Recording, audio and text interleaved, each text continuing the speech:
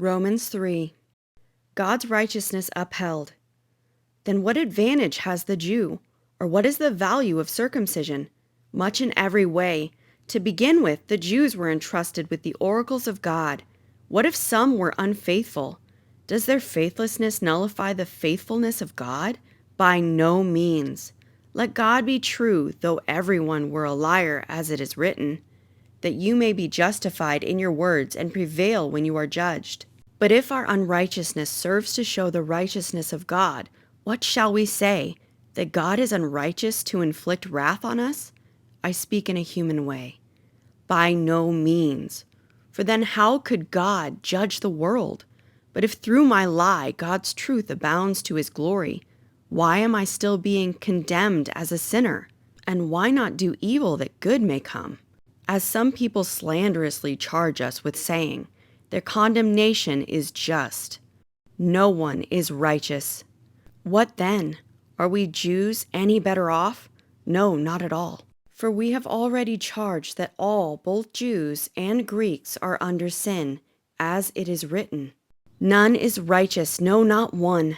No one understands, no one seeks for God. All have turned aside.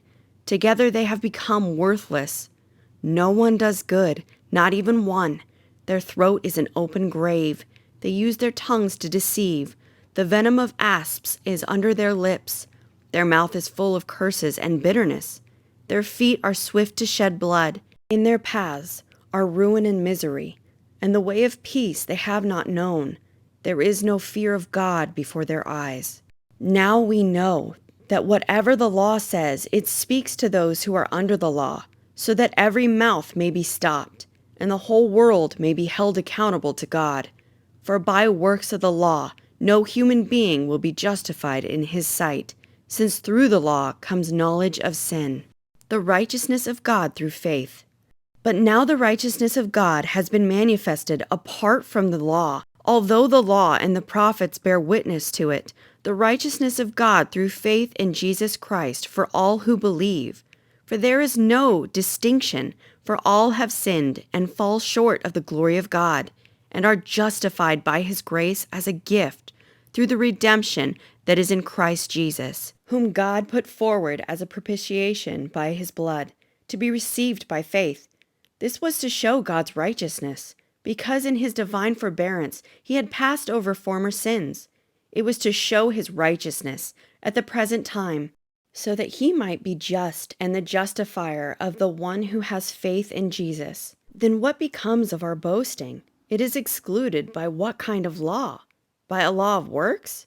No, but by the law of faith. For we hold that one is justified by faith apart from works of the law. Or is God the God of Jews only? Is he not the God of Gentiles also? Yes, of Gentiles also.